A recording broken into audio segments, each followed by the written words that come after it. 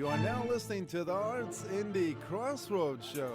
Here, Martin Garrow, Stargate Atlantis. Nick, and if you personally keep supporting the film like you have, then it'll all go great. So thanks again. Gary Chalk. voice of Optimus Prime. Transform and roll out. Ruth Moody, the Wailing Jenny. You're so welcome. Take care. Karen LeBlanc, the star of Nurse, the fighter boy. Hi, Nick. I'm really good, and thank you for asking me. People in film, theater, music, the arts. I like your Intergraph because it's casual, and it's real, it's down to earth, and it suits Hastings Street right here, right now. A good early evening to everyone here in the Valley. You're listening to Civil Radio 101.7 FM, broadcasting to the Fraser Valley from the UFV Abbotsford campus on the traditional and unceded territory of the Stolo people. A good early evening to everyone here in the Valley. I have part one of the interview with Jarrod Tyler of the Jarrod Tyler Band, talking about his recent documentary, The Day the Music Died. And he talks about, all the changes over the last 10 years, 10, 12 years, pretty much since the Olympics. All the high real estate in Vancouver, music venues shutting down. And then he actually compares it. Really neat how he compares it with the scene in Seattle and LA. LA's dealing with the same thing, high real estate prices, but they still maintain their music scene, devoted to maintaining it. And same in Seattle. And then he talks a little bit about New York. Has a lot of different perspectives. Corrine from the Rio, what they did to save the Rio, because the Rio was almost lost, the Rio Theater, and the community got involved and raised a ton of money, over $8 million to keep it. He talks to her, SFU prof, real estate, someone in the real estate industry, realtor, and Bruce Garish, people from the music scene. So it's on YouTube, The Day the Music Died. So check it out. This is part one of the interview with Jarrod Tyler, and next week you will be hearing part two. And the week after, interview with Steve Kozak. And I'll remind you of the dates next week. Steve Kozak is going on a tour up in BC, a little further north, but is coming back down, ending his tour in Langley, I think in 2 weeks maybe. I'll confirm that next week, but I'll definitely fill you in on the dates for when blues musician Steve Kozak will be coming here to the Valley to perform. And his interview you will hear in 2 weeks. At the end of this interview with Jarrod Tyler, we're going to hear his cover song, I'm Not the Walrus. But anyways, enjoy. This is part one of the interview with Jarrod Tyler. And next week you'll hear part two. Listeners, right now we are on the line with documentary filmmaker and also musician. Documentary film being released The Day the Music Died. We are on the line right now with Jarrod Tyler. How are you doing, Jarrod? And thank you for taking the time to do this interview. Really enjoyed your documentary, When the Music Died, talking about the Vancouver music scene. But you also brought in so many key people, juxtaposing the Vancouver scene with LA. You talked about New York, and you talked about the Seattle scene, how they are thriving in spite of dealing with the same issues, rising real estate prices, and it was done very well, really engaging, and it got your point across pretty clearly. I hope I'm not ambushing you. If I can just come out and be blunt, when was enough for you? And you just said, hey, I got to talk about this, man. Like what's happening, venues shutting down. There's no place to play in Vancouver. It's just like right before the Olympics, after, just so much changed in the GVRD and the Valley. Do you remember that moment? It's just, man, I've had it. I got to talk about this. Make a film, a documentary. I've been making this film like on and off for about 3 years. Well, maybe more like 2.5 years. So it's something that just, every time I'd go down there, I would see more things, and then I would come back, and then because I'm like back and forth, right? Canadian-U.S. resident, so it's like I come back and forth. So basically, when I would come back, I would see so many venues would be closed, or they would have changed their format, and you would just start noticing. And the more time I spent there, like in Los Angeles, where there was really no venues closing. In fact, there was more popping up. Oh. Right. Right. I just couldn't. It was one of those things. So then we just started filming and putting things together slowly. There wasn't really a rush to do it. And one day we wound up with a ton of footage and pretty much had the story. And so just recently I came back up here. I wasn't planning on it actually, but then I got an interview with Corinne from the Rio with, along with some other people, and I figured, okay, well, I better go back up. Yeah, just mention to the listeners that Jarrod is in a band, the Jarrod Tyler Band, and he spent dual citizenship, so plays in Vancouver and goes to Seattle, LA, and plays other venues in the States. But I like to mention that Jarrod I've known Jarrod for quite a few years, and Jarrod's played all the major venues that have shut down and are still around, but they were the major venues there are venues that are still around that Jarrod played at, but kind of their mission statements changed, and after they were renovated, it was not so much about music. Now it's about restaurant sales. Like, he played at the old Yale.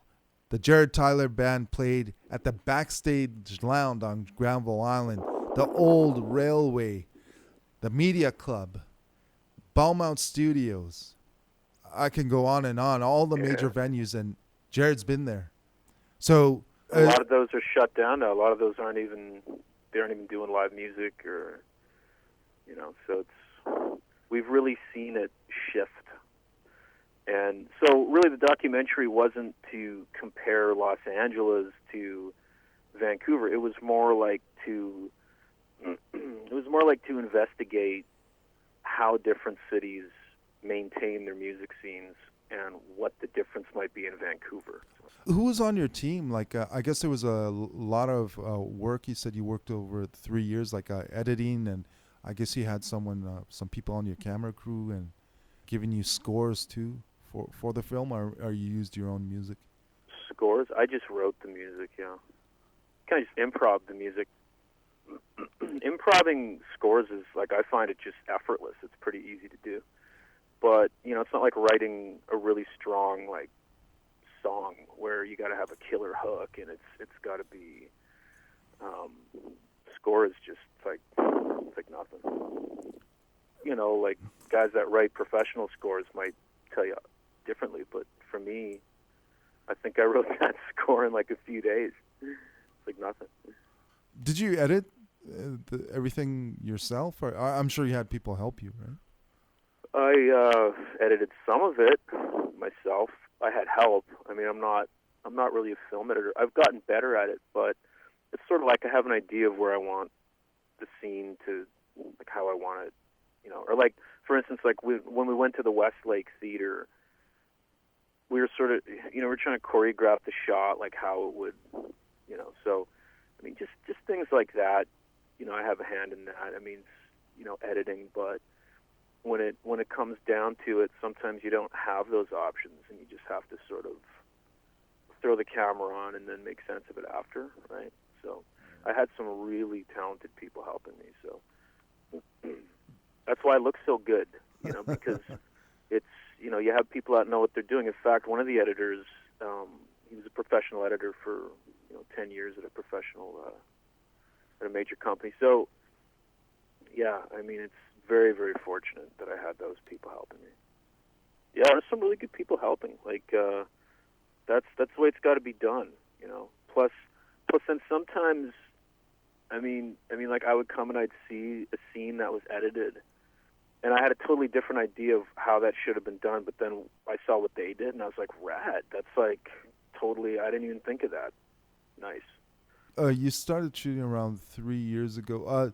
What approach did you take? Did you set up your interviews first? It was a really great approach you took because you got a lot of different perspectives on this. Like you interviewed Corinne from the Rio Theater, the famous Rio Theater here in Vancouver, the problems they were facing, how they overcame them. Real estate expert, for a local real estate expert from Vancouver, a prof, SFU prof, and then of course the people in LA and the LA scene, the Seattle scene, and Bruce Garish from the Vancouver scene. And how do you go about it? Like I've never done a documentary, and for others, kind of curious. Did you kind of lay it out? Like first I'll do the interviews, then I'll take my shots, get my B-roll. No, it was like an investigation. Like we went piece by piece, clue by clue, fact by fact, and then you'd be offered leads. Sometimes one interview might lead to another interview where someone might refer you to somebody. And so essentially, you're on a trail of investigation, basically trying to sift through it all and find the solution or the answer or whatever, right? So it wasn't like we had some sort of pre-plotted course we were going to follow. I mean, it would change from week to week, right? Who'd you interview first, Jarrod? Like the first interview? Yeah. I can't even remember. Probably, I think it may have been Bruce Garish, actually. Yeah, Bruce had the Vancouver City Limits, hosting a lot of bands in Vancouver. If people are not familiar with Bruce Garish, he used to host at the Railway Club, Beaumont Studios, the actually Vancouver Rolling Club. He was actually doing something there too, out just inside Stanley Park, among other places. So, yeah, very. Well, he had a moving night. Yeah, he had a moving night, and he would basically he did it at so many different venues, right? And he would go, one weekend it would be here, the next weekend it'd be somewhere else, and that was the beauty of it, was that it was moving, right? And like back in those days, you could move something like that around. But from what I understand, that got harder to do, especially with venue closures, because if you run out of venues, then where are you supposed to do it? And he had a great night. That was a great night, especially when it was like years ago and it was at the Beaumont. That was awesome. Oh, yeah. I remember that. I went there that night. And, I mean, really, dude, what it comes down to is just, it's like there used to be so much, and there was more space and bandwidth for live performers and things that were curated as actual live music venues. Not this thing where, you go in and it's a sports bar, or it's, like I say, it's there's this identity crisis of are we a dance club, are we a karaoke bar, are we a sports bar? I don't think a lot of venues have really figured that out. So it's like, and what we found was that essentially it's the real estate is really the culprit, because that puts a lot of unnecessary pressure on venues to, cram everything into these variety nights and things like this. So, I don't know. I mean, it used to be a different city, and, we can cry about it, but, realistically, I think we just wanted to document and, use it as sort of a warning for maybe other cities, other towns where this is happening. And what it is, like, if you look at Corinne, for instance, at the Rio, if you look at her situation, she had to, round up the community to actually get behind her. The thing is, real estate, condos, there's a huge, a lot of money made from those compared to venues. So they tear a venue down, then there's a lot of taxes they collect from the people, from the condos, people living in them, and there's just a lot of more money to be made. And when the property value goes up so much, it's just people just looking at the numbers, how much money they can make. It's more valuable as housing. But I think my point is, though. Yeah. Going back to Corinne, that was a very unique approach she took. I think what that shows is that, maybe we shouldn't leave it up to the councils and the foundations and, the boards. Maybe we shouldn't leave it up to them. So because really you see what can happen when a community rallies around something. I mean they can have what they want. They can save that if they want. Can you fill in the listeners what was going on with the Rio and what steps they took, what steps Corinne took to save the Rio? Well, they wanted to tear it down and build condos on top of it, which is what goes on pretty much with all of these sites. Look at Richards on Richards; it's condos now, right? So that's what they wanted to do. And as I say, she basically, the community got behind her, right? And they bought the theater, so now it's community owned, and so that shows you that the community has power. The community can do something like that. You don't have to leave it up to the boards, and I think that's the whole point of this documentary, is that it's the average citizen. It's the general citizens brigade. That's who's gonna make the difference, I think, more than anybody. So it was really great when you gave all your facts, evidence. When you went to all the venues, you showed where the Richards on Richards was, and this big huge condo there, and then you went to the Mall Mart. What is the Mall Mart now? That used to be like a huge staple in the city for spoken word on Main Street. Now, what is it? A gallery now? Or? I don't know. So I'm not sure what it really is. I think it's like a sort of cocktail place. But that whole neighborhood, it never used to be so popular. Back in the old days, it was just kind of this dingy. It wasn't really like a social status thing. It was more like it was Main Street, right? But like now, it seems what you're getting is it's a lot more upscale. It seems, and so I guess it kind of makes sense that these places are, they're very busy inside. So some of these places you walk by, and they're just packed. They're just full of people, and they got sports screens all over the place, and it's like a beer hall, right? So I don't know how live music is really going to figure into a place like that, right? Yeah. Then you talked to Bruce Garish, Corrine, and how the community rallied together to save the Rio. People donated their funds from performances, and then some huge people with really deep pockets pitched in, and to gave I don't know if it was people with deep pockets. I think it was just like $10 million to save the Rio. Yeah, it was $8 million, and deep pockets. I mean, I guess they really must have had a lot of people.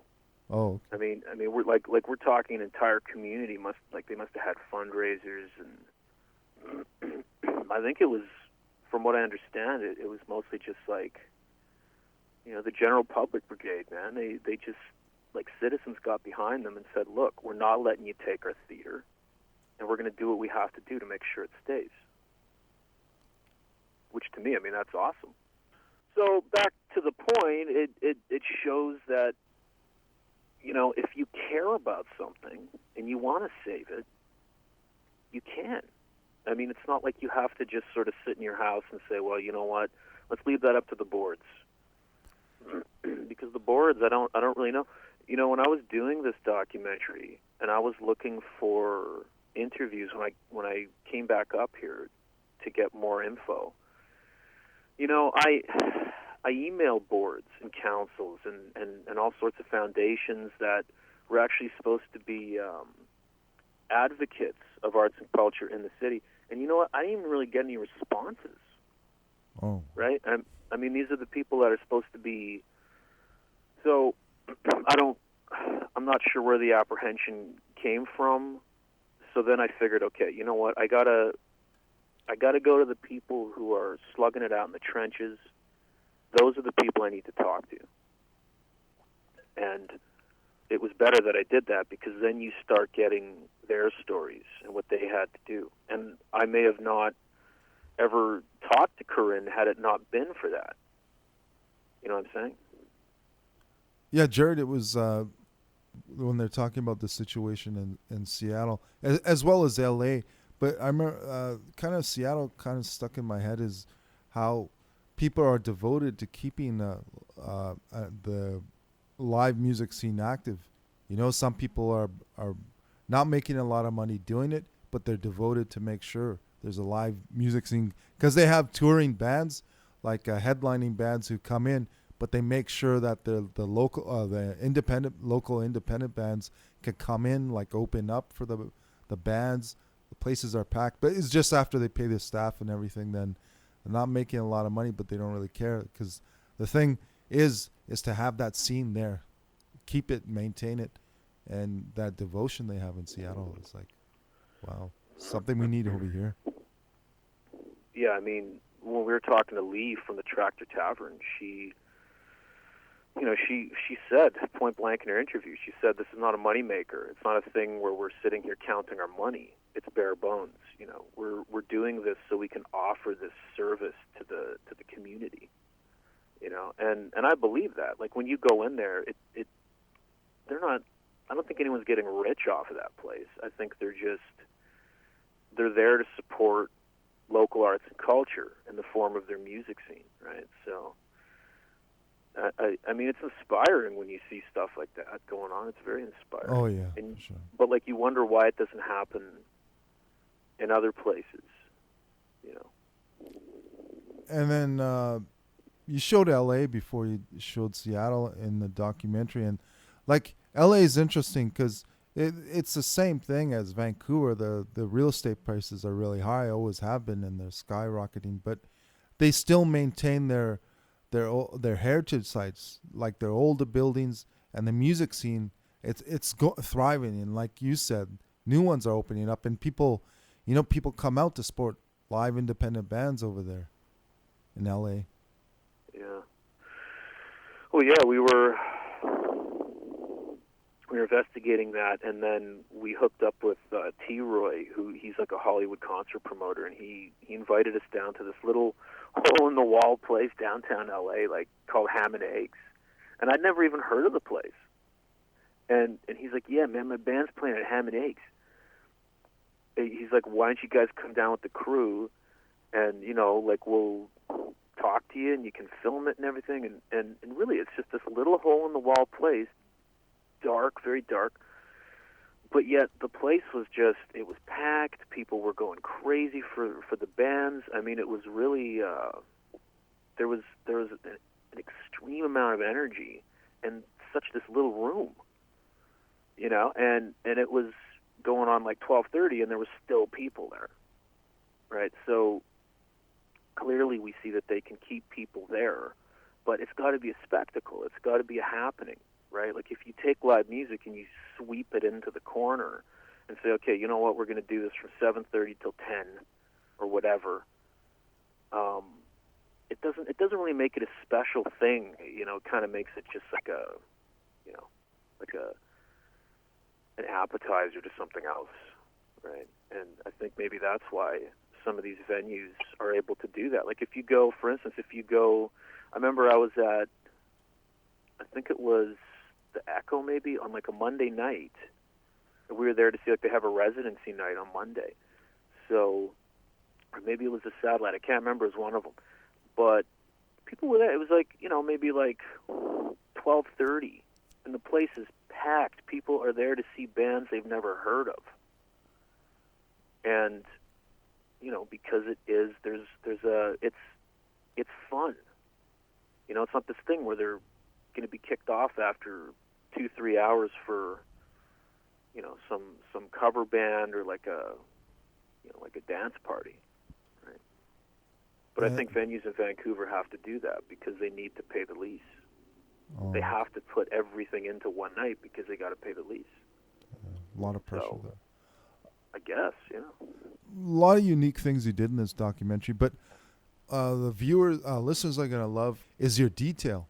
Like the detail you gave was very engaging. Like you went to the studio in L.A. and you're showing is a space where the Partridge Family, and then the Beach Boys, and then actually the Monkees recorded there. You're going through like you're showing the floor and the little grooves in the floor, the marks made by the tables, and you're saying you don't know who made that. You know, it could have been what's the guy's name from Rolling Stones? Not Keith Richards. Thought it could have been. Well, I was suggesting that maybe, for example, Brian Wilson could have been moving a chair and scrape the floor, or whatever. But you see, that's what I'm saying. You know, that space is still there, and you're showing the insulation on the walls, and you're saying it hasn't changed in years, and they've maintained all that stuff. There's certain vibe energy you have when you maintain heritage sites like that, like old buildings, you know, and they're still being used for the same thing. Yeah, I mean, it's like I say, when you put condos, you know, tear down this illustrious old historic building and then build these ugly condos on top of it, you're not going to get to see all that stuff. You're not going to be able to go in and say, hey, look, you know, this same floor, like this is the same floor that they all were walking on. This is the same wood on the walls, right? So I think it's good that they're keeping those buildings up. And, you know, so like definitely that scene was probably the most interesting one, because we got into not only Studio 3, where the Beach Boys recorded Pet Sounds, we got into Studio 1, and that was where Elvis Presley recorded, where Frank Sinatra recorded. Oh, yeah. Wow. I mean, you know, you name it. I think Nancy Sinatra recorded Boots in that studio. Blondie recorded her hit in Studio 3, one of her hits, and then of course in Studio 2 there was the Partridge and you know, the Wrecking Crew was all over that studio. Apparently Chili Peppers, that's their favorite studio to record. Probably there's a lot of contemporary artists too, but who really cares about them? Realistically, that none of that would exist if, you know, the owners would have sold that off to condominium developers. And I'm sure they've had the opportunity to do so. My last night on Alexandria, all I said to you, and from the hills we watched the sun go down on Hollywood, up in Griffith Park, beneath the satellite.